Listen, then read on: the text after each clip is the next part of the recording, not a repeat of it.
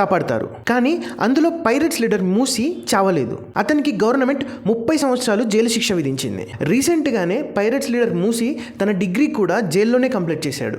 ఈ అటాక్ తర్వాత నుంచి ప్రతి కార్గో షిప్లో గన్మెన్స్ని కూడా ఉంచడం స్టార్ట్ చేశారు. ఇక ఈ పైరేట్స్ అటాక్ కొంతవరకు ఆగిపోయింది. అసలు ఎందుకు మరి ఈ పైరేట్స్ ఇలా షిప్ని అటాక్ చేస్తూ మనీ డిమాండ్ చేస్తున్నారంటే, ఈ సోమాలి కంట్రీకి దగ్గరలో ఉన్న సముద్రంలో చాలా వెరైటీ ఆఫ్ ఫిషెస్ ఉంటాయి. చాలా కాస్ట్లీ అండ్ రేర్ ఫిషెస్ కూడా ఉంటాయి. వాటిని వేరే కంట్రీస్కి సంబంధించిన వాళ్ళు వచ్చి పర్మిషన్ లేకుండా వాళ్ళ దేశంకి ఎక్స్పోర్ట్ చేసుకునేవాళ్ళు. అంతేకాదు వాళ్ళ కంట్రీకి సంబంధించిన వేస్టేజ్ మొత్తాన్ని ఈ కంట్రీ ల్యాండ్ ఏరియాలో అండ్ ఈ సముద్రంలో డంప్ చేసేవాళ్ళు. దానివల్ల సోమాలి కంట్రీ వాళ్ళకు చాలా రకరకాల రోగాలు వచ్చి చనిపోయేవారు.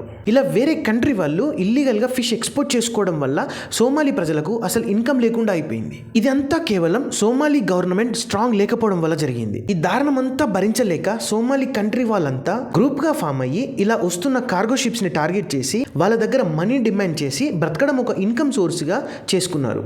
అందుకే ఇలా హైజాక్ చేయడం స్టార్ట్ చేశారు. ఈ పైరేట్స్ అసలు ఇలా షిప్ ని హైజాక్ చేయడానికి కారణం మనమే కదా. వాళ్ళ కంట్రీ నుండి ఫిష్లని ఇల్లీగల్ గా ఎక్స్పోర్ట్ చేయడం, మన వేస్టేజ్ ని అంతా వాళ్ళ కంట్రీలో వేయడం, దాన్ని తట్టుకోలేకనే కదా ఇలా పైరేట్స్ అయింది, ఇలా హైజాక్స్ చేస్తుంది. అంటే villains are not born, they are made అని నా ఒపీనియన్. Thank you.